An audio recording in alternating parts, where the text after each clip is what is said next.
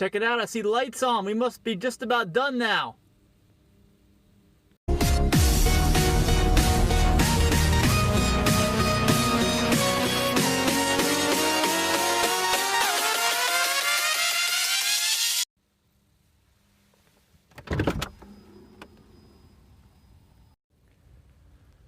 Okay, if you're keeping track, this is video number 10 in the series of new construction home building experience with 1% cash back that I offer, and we're just about done now. It's like the day before we're going to do the home inspection, and I'm just here to make sure that everything is looking good because the home inspector is coming in tomorrow and we got to check things out.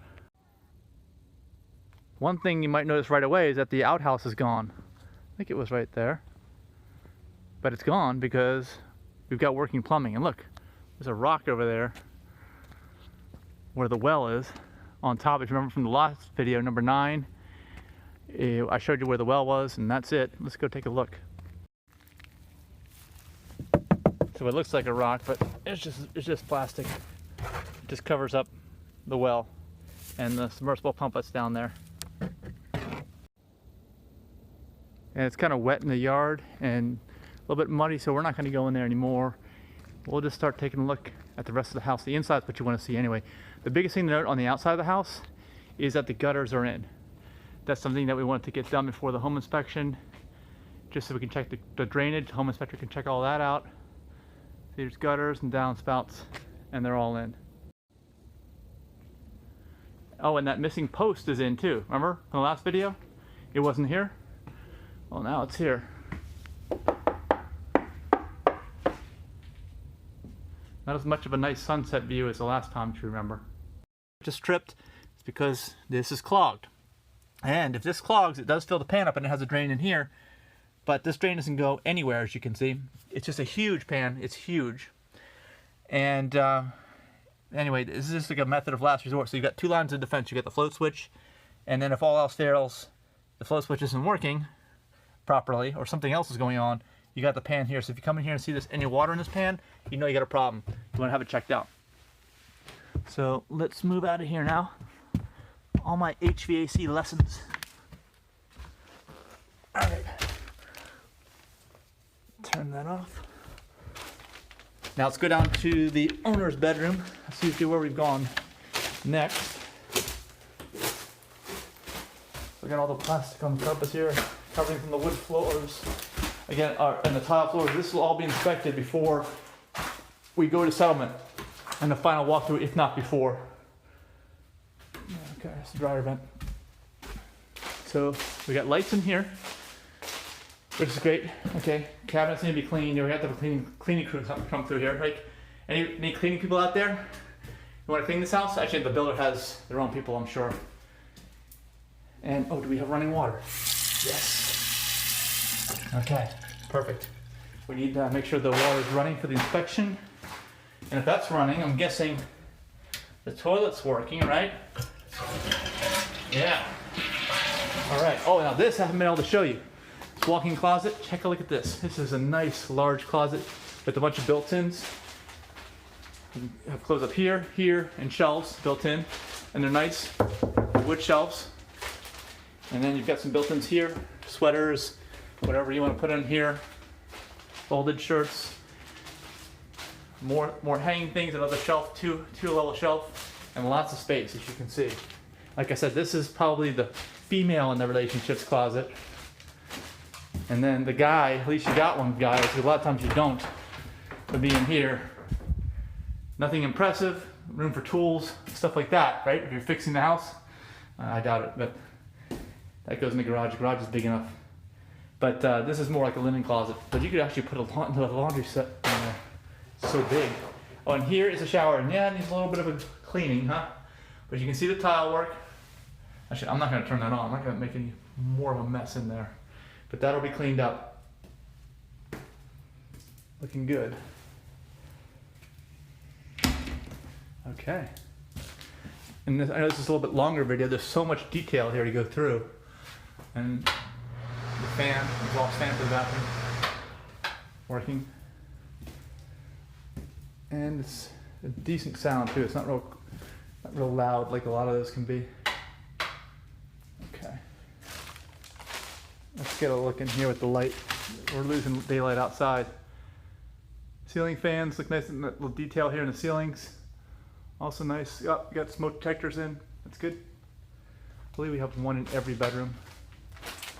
And some out in the hallway. Yep, there's one out in the hallway. Here's the return for the HVAC, and it's got the filter and easy access. You don't have to go up in the attic.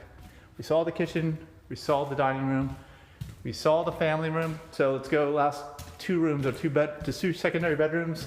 It's starting to get dark out there. Not much change in here except they've done some drywall repairs, like before. Not much repairing to do in this room. They must have did a really, really good job the first time. But it's not like there's anything wrong, it's just part of the process. You don't have to paint the whole house and then find a bunch of mistakes like this. It just messes up the workflow and would probably delay all your settlements. You don't want that. Everybody's kind of motivated now at this point in time to get everything done for the settlement. And this one is going to go to settlement in, I think, a little bit less than 2 weeks. There's another smoke detector. And the last room we haven't seen is the hall bathroom. Double sinks. All right, everything's in. You guys don't mind if I go to the bathroom here, do you? No, I'm not gonna do that. And I won't even flush the toilet this time. Oh, yeah, more dirt. Imagine if your bathtub looked this dirty, huh? On a regular basis. There's all the kind of construction. Oh, they did some nice little trim tile work around there. That's nice detail. You don't see that very often. I like it. Actually, kind of like the look of this, you know, because this is not ceramic tile, but it would be an upgrade in this price range of home. But with this, you can put like a shower curtain rod here and here, right, all the way across. And when it's closed, all you'd see is the edge of the tile, so it almost looked like it's tiled on the inside. So have a nice look to it when you're not using it. And I think that's about it for the inside. All right, so let's take a look inside. It's warm in here. All right, got lights, they work. One thing I noticed right away is some touch-up work needs to be done here. So they put some of the wood trim on and did some drywall areas that some need correction, so you have to repaint those. Put a final coat on. Actually, all this is going to need a final coat. You see there's lots of little areas in drywall that needed touching up, and they got all those. So they'll put a final coat of paint on, but we're not going to be able to see that for the home inspection, but that's fine. It's really just a cosmetic thing. You can see somebody was in here with the knife, mudding in, no taping, but just mudding, I think. Yeah, just different areas here that need it, the imperfections. You want to get them now. A lot of the stuff you can't see until after they paint and put everything in, and then all of a sudden you see it. It looks perfect when the paint first goes on, but then when you look at it a little more carefully, you're like, nah, you see that there's a seam here, right here where two pieces meet. I don't know if you can see that in the camera. And they've had to feather them with the drywall compound, so you smooth it out so you don't see them. It's going to require another coat of paint. Another one here, where two pieces of drywall meet. See the seam? You just have to, if it's not perfectly flat, then you're going to see it when the paint goes on after a little while. So they got to get it perfectly flat by using the mud and the tape. Fireplace is ready to go. Let's see if there's anything new out here. This is our look of the backyard this time. And nothing new out here, except for the gutters and downspouts like I mentioned. Those guys are new. Girls, whatever you're going to call them. Septic's in. We talked about that last time. Drain field. There's some mud up there. Look at that. That's got to be cleaned. This is the time when we look at these little details. So like the mud there needs to be cleaned off. There's some over here too. Have to clean those off. Oh, and looks like there needs some cleaning here on the ceiling. I'm seeing more of that. Once you get almost totally complete like this, all the little things kind of stick out. It's part of the building process, and then they go through that. There's some cleaning here. They go through maybe a little touch-up paint. And it's kind of like they call it a punch list.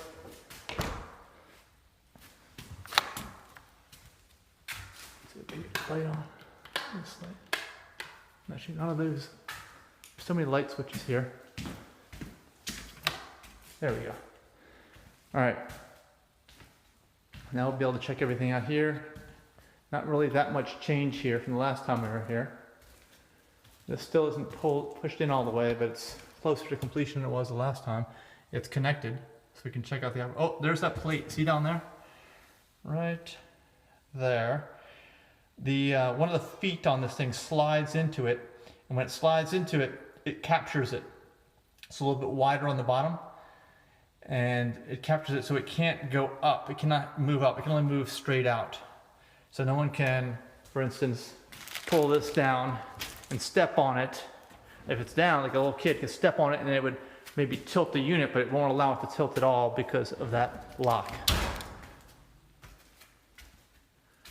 More drywall repairs. There's drywall repairs everywhere. Everything's going to need a final coat of paint. See? Let's go through in the same order that we've done in the past. I like the lights. You can see everything. And here, the circuits, they're all labeled. Definitely want to make sure everything's labeled. You don't want to find out later and do it yourself. Everything's labeled. All right. And then back out in the garage. Not much to see. Oh, we were here last time. We talked about the water heater. That had to be connected.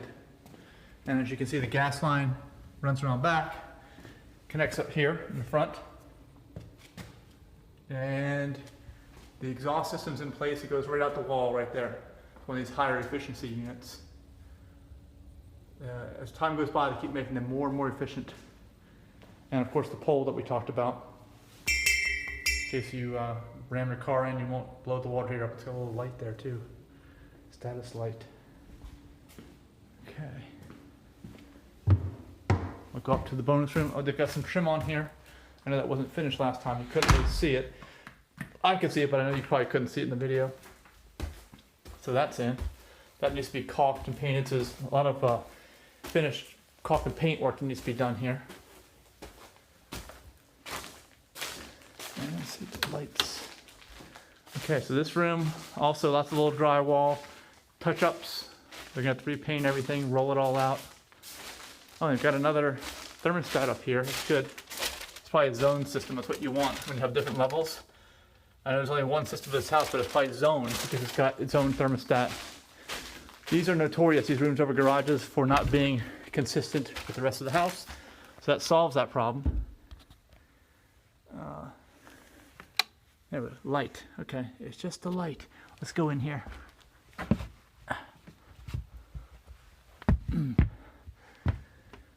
You can see all the ductwork. Not really a whole lot to see. See that radiant barrier we talked about before? It's all up there. And my knees always crack. Okay, this is one thing that's really good. Extra tiles. You always want to make sure you have extra tiles because eventually somebody will drop something on one of the tiles and break it. And because you have these extra tiles, this is perfect because you're gonna need them at some point. You probably only need one, but you'll be so happy when those things are there. And there's some extra carpet. Here's the HVAC unit. I think that's this little computer for the zoning. And you got dampers too. This is nice. A lot of times it's hard to balance things out, even when you move in. Initially, it's the balancing is an issue. That's for sure in any system. But these dampers, you can adjust them. Okay, they make it so much easier. Like if one room's getting, let's say it's in the summertime, one room is too cold, other rooms are too hot. Well, the section of the house that is getting air that's too cold in the summertime, you want to partially close those dampers so that more air goes to the rooms that are hot, and then the problem solved. Okay, this you might notice is actually the air intake, fresh air to burn for the furnace. So it's actually taking air here from the attic, which is actually, you probably notice, it's not conditioned space. You're outside the insulation. So it's okay to pull air from here, and actually it helps with the airflow in the wintertime too, because you always want air circulating through the attic. And we talked about the ridge vents in previous videos that are way up there. It'll pull air through those ridge vents, through the eave vents, which you cannot see, and it'll keep air flowing in the wintertime, so that's actually good. It keeps your roof cold. Cold roof in the wintertime is good because no snow melts on it, and then you don't have ice dams, because ice dams are caused when you have a warm roof because heat is escaping. okay, up in here, not being ventilated properly. So water will melt in these sections of the roof, run down to the gutters. Before it gets to the gutters, there's no more attic, and then it'll freeze and cause ice dams. Ice dams are a symptom of poor ventilation in your attic. That's what it is. And possibly, likely, poor insulation as well. So the exhaust here is also PVC. It's a high efficiency system. It goes right up to the ceiling roof. That's the ventilation for that. So I'm liking this system. They've thought of most things. Oh, and you can see right there the depth of the insulation. There's my knee again. Isn't that a cool picture? Seeing it looking across the attic there? All that insulation. All right, let's zoom in. There we go. You got 15 inches of insulation. I'm not sure what the R value on that is, but that's why that's there, because they want to find out and make sure that you've got the right amount of insulation here in the attic. So I'm seeing a lot of good things up here. And oh, one other thing. Let's talk about this. Most new systems have this. This is like a float switch, okay? This is for the coil. And here is your indoor coil for your air conditioning system. Any air conditioning system produces water. I know you've seen this on a window unit. It'll be dripping in the summertime. Even your outside unit, usually next to the outside unit, you'll see the condensate drain line and it'll be dripping. Well, this is where the water originates, right here. And what happens is it flows, it's collected in the coils, it condenses, okay, pulls water or moisture out of the air, and then goes into a pan here, and the pan drains out. It's got a little trap, P-trap like your sink, and goes all the way out and goes all the way down to the other side of the house. We've seen it in perhaps videos. You want to go back and look at it. It's on the garage side. And it dumps out, actually not near the unit. It's on the other side of the house in this case. But this is a clean out line. Okay, you open it up. You can put a any kind of a pipe cleaner in here and clean out this little trap or whatever. Usually the trap is here because that's where the clog will be. It'll force a clog to happen there. I typically will like to put some bleach in here, because bleach will kill all the mold that grows in there, because mold does grow in there, and eventually the mold grows so much it clogs the pipe. So you want to use some kind of method like that for cleaning it. Now, the float switch, which is right here, what happens with here is eventually it does clog, okay? And you don't want it overflowing. If it clogs, it's going to start overflowing into this pan. But you don't want that to happen. So to prevent it from happening, what the float switch does is it'll sense the water rise here in the pan underneath the coil. And if it rises a certain level, it'll shut the whole unit off. These wires go over here. It's basically shut the main unit off, so it means it cannot produce any more water. And then if you come up here and say, oh, it's not working, well, the float. Oh, and one last thing here in the kitchen. These are GFCIs, ground fault circuit interrupters. You see the little light on it? And it's got like a test and reset button on it. There. Actually, I think that one's popped when it's not positioned, but one or the other, my eyesight, oh, sorry, I had that a little bit high. My eyesight is getting a little bit old nowadays. But anyway, we will check that out with the home inspection tomorrow. The home inspector will be checking that out. All right, time to leave. We got all the lights turned off. All right, that's it. Well, thanks guys for watching. This is, like I said, this is pretty much the last video here at the house with any kind of new construction things, because everything's pretty much done except for the touch-up work and the home inspection, which we're going to get to. And thanks so much for watching. And because you watched to the end, I got a special surprise for you with my car. Just wait till the little outro thing is done. And thanks for watching. Remember, I get 1% cash back for all my new construction home buyers. Everybody gets it, and full representation with a knowledgeable realtor, me. So talk to you guys again soon. Look for the next video, which will be like the last one.